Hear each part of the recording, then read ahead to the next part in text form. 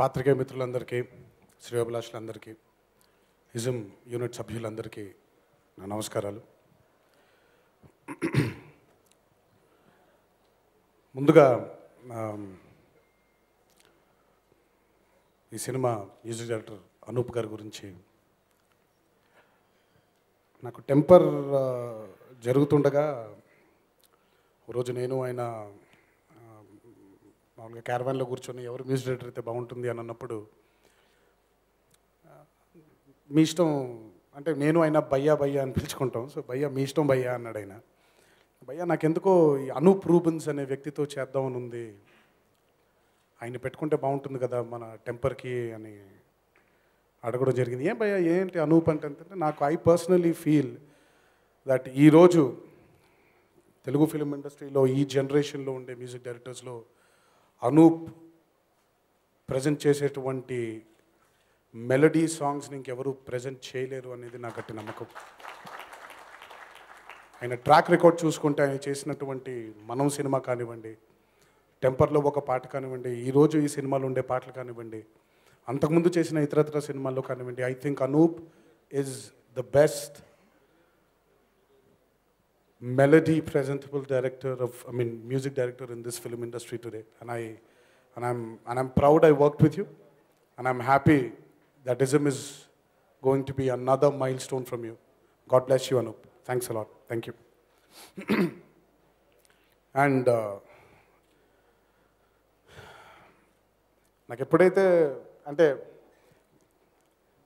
నేను జగన్ గారు కలిసే ఉన్నాం, కళ్యాణ్ అన్న సినిమా జరుగుతుంది అని వాళ్ళిద్దరి మధ్యలో డిస్కషన్స్ ఇంకా అంటే పూర్తిగా కళ్యాణ్ రామ్ గారు కూడా కళ్యాణ్ అన్న కూడా కలవలేదు భయ్యని, భయ్య కూడా వెళ్ళి ఆయన కలవలేదు. బట్ వాళ్ళిద్దరి మధ్యలో నేను ఆయన కలుసుకోవడం జరిగింది. కలుసుకున్న తర్వాత ఆయనే నాకు చెప్పడం జరిగింది, భయ్య ఇలా కళ్యాణ్ గారితో ఒక కథ అనుకుంటున్నాను అని. అనగానే నేను వెంటనే ఏ కథ భయ్యా అన్నాను. నాకు ఆల్మోస్ట్ జగన్ గారి కథలు ఆల్మోస్ట్ అన్నీ తెలుసు. అది గుర్తుంది కదా ఆ కథ ఇజం అని అనగానే నేను ఫస్ట్ అన్నకు నేనే ఫోన్ చేశాను.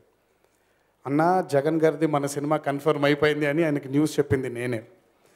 బికాజ్ ఒక నిమిషం, ఆ న్యూస్ నాకు కరెక్ట్గా February 4, 11:30కి ఫోన్ చేసి చెప్పాడండి. So I can never forget that. So నాకు జగన్ గారు అంటే బాగా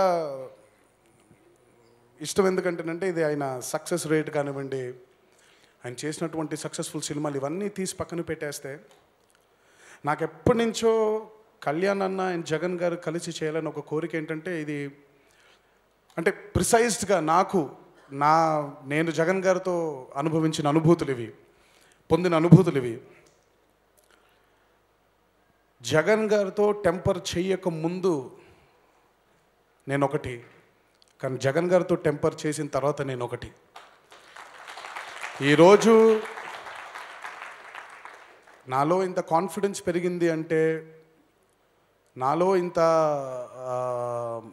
ఒక నటుడిగా నేను సాధించాలి అనే తపన పెరిగిందంటే అది మొదలు only because of temper, and it was because of the confidence that man gave me. నాకు ఎప్పుడెప్పుడు అయినా జగన్ గారితో కలిసి పనిచేస్తే ఒక కొత్త కోణం నేర్చుకుంటారైనా, ఆయనకంటూ ఒక కొత్త కోణం తెలుస్తుంది, ఆయన కూడా ఒక కొత్తగా కనిపిస్తారు ఆడియన్స్ ముందు అనేది ఒక స్వార్థం నాకు. అది ఈరోజు నేను అనుకున్న మాట నిజమని మీ అందరికీ నేను మళ్ళీ ప్రూవ్ చేయాల్సిన అవసరం లేదు, ఆ ట్రైలర్ చూస్తేనే తెలుస్తుంది. ఇందాక అమ్మాయి చెంపదెబ్బ కొట్టినప్పుడు ఏం పర్లేదు అని ఎప్పుడైతే అన్నారో, నేను ఇప్పటిదాకా కళ్యాణ్ నన్ను ఎప్పుడు అలా చూస్తానని నేను అనుకోలేదు. సో థ్యాంక్స్ అలాట్ భయ్యా for making him look so amazing on screen. అంటే నేను ఆయన బాడీ గురించి, ఆయన లుక్ గురించి కాదు భయ్యా, ఆయనలో ఉండే యాటిట్యూడ్ గురించి మాట్లాడుతున్నాను. ఇన్నేళ్ళు కలిసి పెరిగి నేను ఎప్పుడు చూడలేదు ఆయనలో attitude, and it is all because of you భయ్యా. Thanks a lot. అండ్ ఇంకా అన్న గురించి మాట్లాడాలంటే ఎక్కడ మొదలు పెట్టాలో ఏంటో తెలీదు.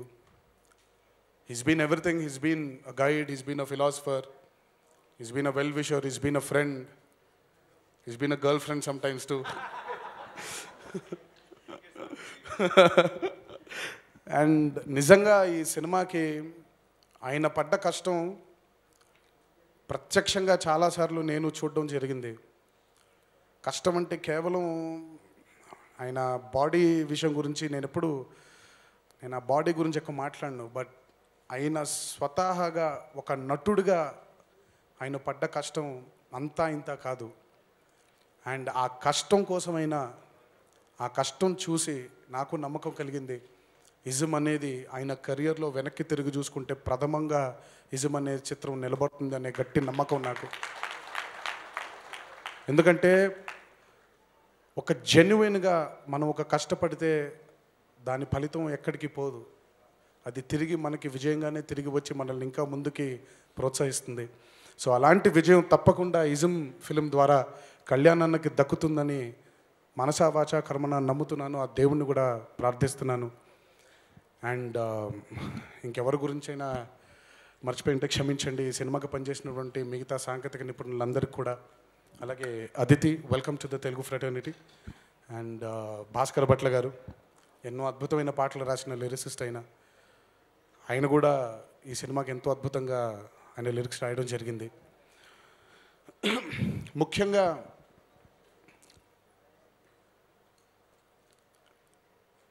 కత్తి కంటే కలం చాలా గొప్పది అనేది మనం చిన్నప్పటి నుంచి నేను కూడా బాగా వింటూ వచ్చాను. ఆ కత్తి కంటే కలం ఎంత గొప్పదో అందరికీ ప్రూవ్ చేసే ఫిలిం ఇజం. అండ్ ఈ చిత్రం చిరస్థాయిగా ఆ కలం గురించి, ఆ కలంకు ఉండే బలం ఏంటో ఇంకొకసారి అందరికీ గుర్తు చేస్తుందని ఆ దేవుణ్ణి మనసారా కోరుకుంటూ ఈ చిత్రం ఒక సూపర్ డూపర్ హిట్గా ఉండాలని మనసారా దేవుణ్ణి ప్రార్థిస్తూ సెలవు తీసుకుంటున్నాను. Thanks a lot. Thank you. Arrogant. I was so scared when I started, but then I met him, and every day he would guide me through the scenes. He would tell me what can I do better from an actor's perspective, and he inspired me with his dedication, because in spite of being so big and such a good actor in what he is, every day he would